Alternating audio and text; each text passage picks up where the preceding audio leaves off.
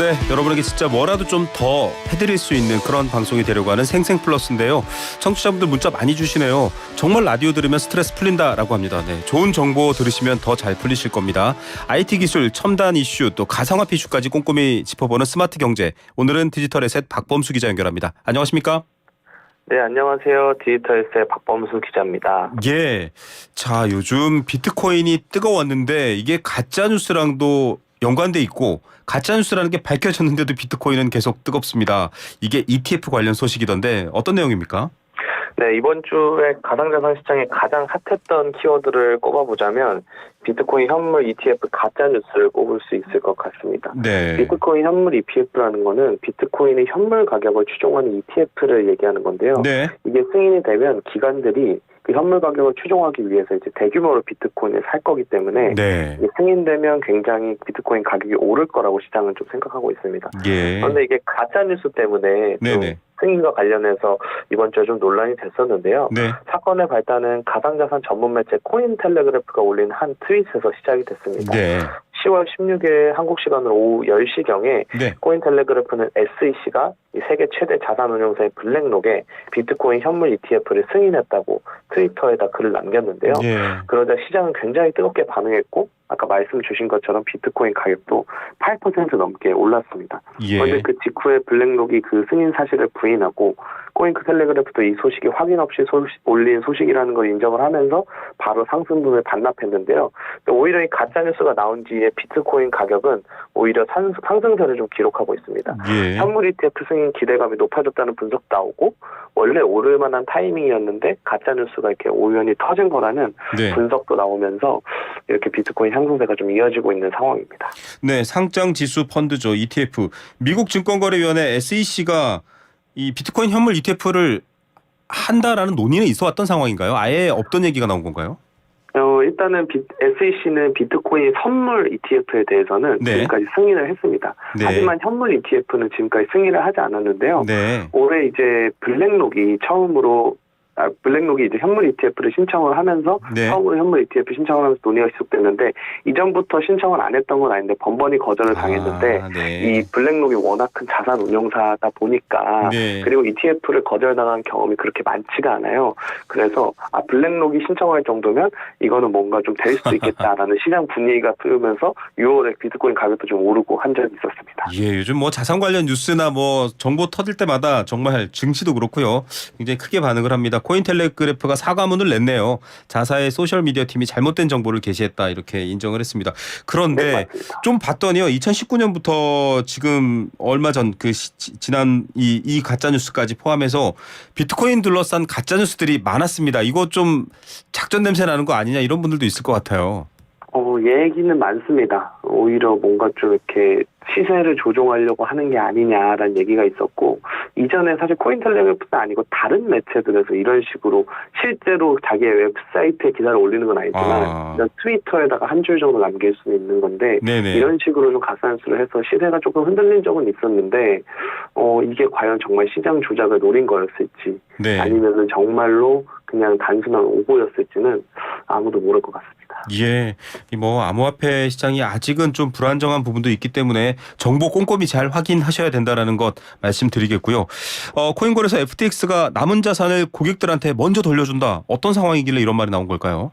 2022년 11월이었죠. 지금부터 약 1년 전에 이제 붕괴한 가상자산 거래소가 있습니다. 네. 북미에서 이제 굉장히 높은 순위권에 올라있던 가상자산 거래소 FTX인데요. 네. 이게 파산 위기에 몰리고 고객 자금을 이제 유용했다는 이제 논란이 생기면서 네. 가상자산 시장뿐 아니라 전체 이런 자본 시장에 굉장히 큰 영향을 줬었는데요. 네. 이제 법정 관리 절차에 들어가서 이제 회생 절차에 들어가서 고객들의 돈을 먼저 돌려주겠다는 방안을 좀 추진을 하고 있습니다.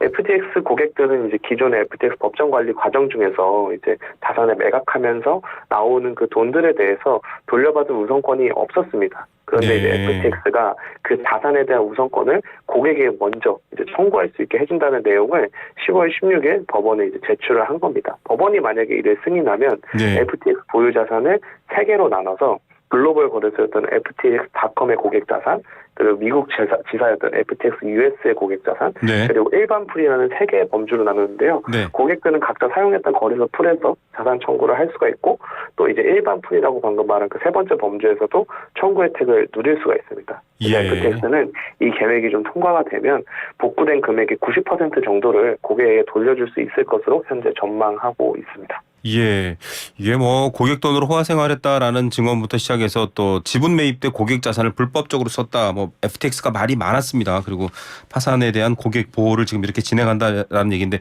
한국에서도 관련된 분들이 있을 거기 때문에 눈여겨봐야 될 소식인 것 같고요. 한국인이 가장 사랑하는 알트코인, 이제 비트코인을 제외한 나머지 뭐랄까요, 원조격인 비트코인을 제외한 나머지를 알트코인이라고 하는데 여기서 이제 리플 얘기가 많이 나옵니다. 이 리플 관련해서는 뭐 소송 얘기도 있고 한국인들이 관심이 많은데 어떤 내용이 전개되고 있나요? 네, 오늘 나온 소식인데요. 이제 SEC와 리플랩스는 이제 코인 XRP라는 리플랩스가 만든 코인이 있는데요. 네. 그 판매를 이제 리플랩스가 했는데 그게 이제 연방증권법을 어겼는지 아니었는지를 두고 계속 법정 공방 중입니다. 네. 그런데 이제 SEC가 현재 시각으로 10월 19일 리플랩스의 경영진들에 대한 소송을 취하했다는 내용인데요. 네. 리플랩스 공동 설립자인 크리스 나슨과 브래드 갈링하우스는 2020년 리플랩스 법인과 함께 연방증권법 위반의 이유로 SEC에게 고소를 당했는데요. 네. SEC는 이들에 대한 소송을 이제 취하한다고 밝혔습니다. 예. 하지만 그렇다고 해서 소송이 끝난 건 아니고요. 이제 법인 소송을 이어가겠다는 입장입니다. 그런데 예. 이제 시장은 이 경영진들에 대한 소송을 취하했다고 한 것을 굉장히 호재로 받아들였습니다. 실제로 리플의 최고 법률 책임자는 SEC가 이거 항복한 거나 다름이 없다라고 밝히면서 굉장히 이렇게 뜨겁게 커뮤니티는 환호를 했고 이 XRP 코인 가격도 전날보다 8% 급등한 가격에서 거래되기도 했습니다. 그러면 지금 뭐 비트코인을 제외한 이 알트코인들이 좀 상승세가 될 것이냐 이런 관심도 많을 것 같습니다. 리플 관련된 이야기도 그렇고요. 어떻게 보십니까? 아무래도 별개인 것 같습니다. 왜냐면은 리플이라는 한 코인은 계속해서 이제 소송 중이고, 물론 이제 리플 자체가 알트코인 중에서 시가총액이 높은 편에 속하는 건 맞지만, 네. 지금은 현재 시장 상황을 보면은 비트코인이 굉장히 강세인 상황입니다. 예. 비트코인의 점유율이 굉장히 높은 상황이기 때문에 리플의 상승세가 다른 알트코인에 이어지기는 사실 좀 어렵지 않을까. 이건 리플만의 특수한 문제인 것 같아서 견인을 할 정도는 아니라고 좀 보여집니다. 네, 뭐 코인 3대장 이렇게도 불리지만 또 개별 사안들은 좀 다른 방식으로 봐야 될 부분이 있습니다. 기관들이 비트코인 사모은다는 말도 있더라고요. 이건 뭐 배경이 뭘까요? 네, 이 비트코인 시장에서 이제 기관들의 움직임은 투자자들의 굉장히 관심 대상입니다. 네.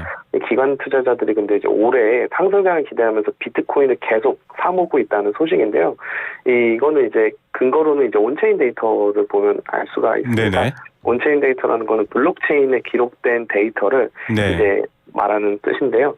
이제 온체인 데이터 분석가 댄은 이제 2023년 기관 투자자들이 상승장이 다가오기 전에 꾸준히 비트코인을 매집하고 있다고 분석을 했는데요. 네. 그 근거로는 코인베이스 프리미엄 갭 지표를 꼽았습니다. 네. 이 지표가 뭐냐면 기관 투자자들의 매매 동향을 파악할 수 있는 지표예요. 네. 이 지표가 양수로 벌어지면 기관의 매수세가 강하다고 보고 음수로 벌어지면 매도세가 이제 강하다고 통상 이제 해석을 합니다. 네네. 그런데 올해 이 지표의 모습을 봤을 때 네. 이게 2020년 모습과 유사하다는 겁니다. 네. 2020년에는 어떤 시기였냐면 2021년에 비트코인이 최고가로 올랐잖아요. 네. 그 직전에 이제 2020년 말의 모습과 지금 2023년의 모습이 굉장히 비슷하다는 겁니다. 그래서 예. 이걸 종합해서 생각을 해보면은 올해 기관 투자자들이 다가올 상승장을 좀 기대하면서 비트코인을 매집하고 있는 게 아니겠느냐라는 이제 분석이 나온 거고, 실제로 지금 굉장히 가상자산 시장에서는 내년을 좀 기대하고 있습니다. 왜냐하면 내년 초에 이제 아까 말씀드렸던 SEC가 네. 비트코인 현물 ETF를 승인할 가능성이 굉장히 높다라고 시장이 전망하고 있고, 네. 또 내년 4월에 비트코인 반감기라고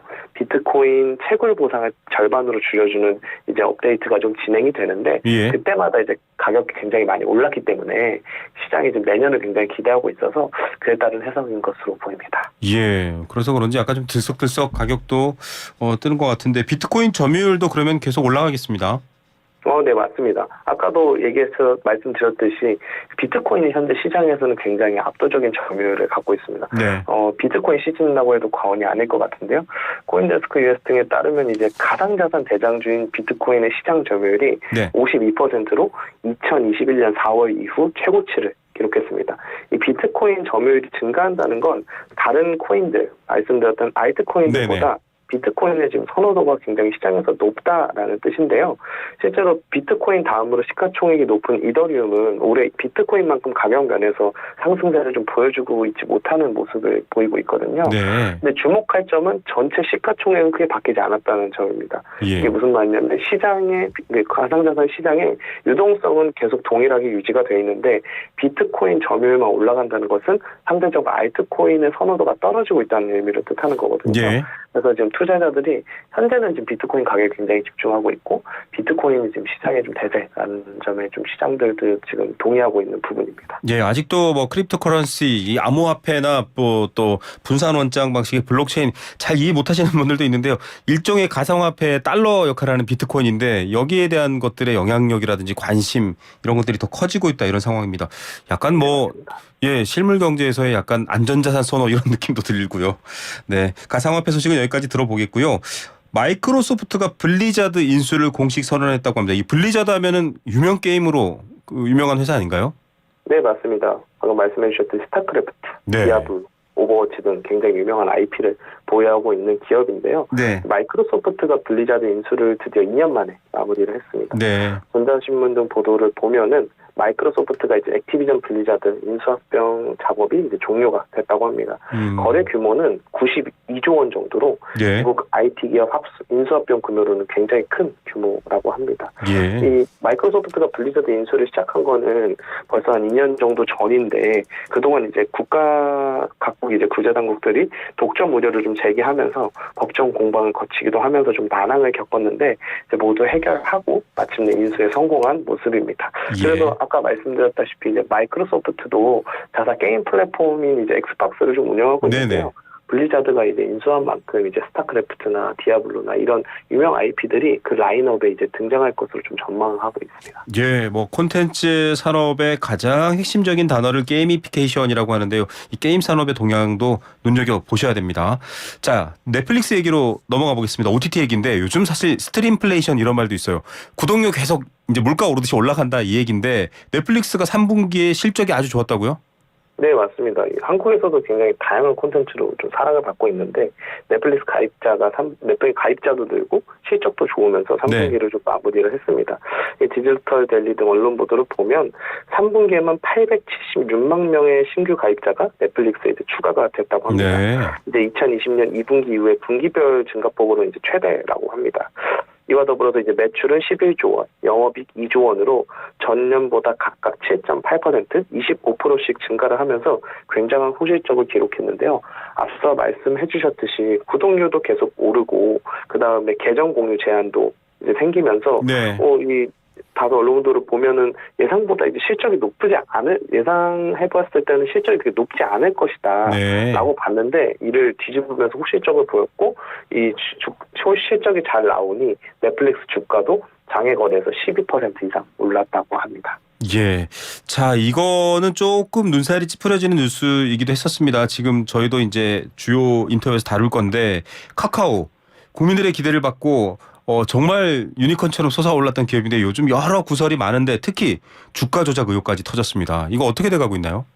네, 더팩트 등 다수 언론 보도를 보면 검찰은 이제 카카오 주가 조작 사건을 하면서 이 SM엔터테인먼트 인수 당시에 굉장히 주도적 역할을 했던 배재현 투자총괄 대표 등에 대해서 구속영장을 청구를 했는데요. 네. 그중 나머지 2명은 기각이 되고 배 대표에 대한 구속영장만 발부가 됐습니다. 네. 또 그리고 이 사건을 수사하고 있는 금감원 특사경은 오늘 23일 김범수 창업자의 출석을 좀 통보하면서 네. 그 수사가 굉장히 확대되는 모양새입니다.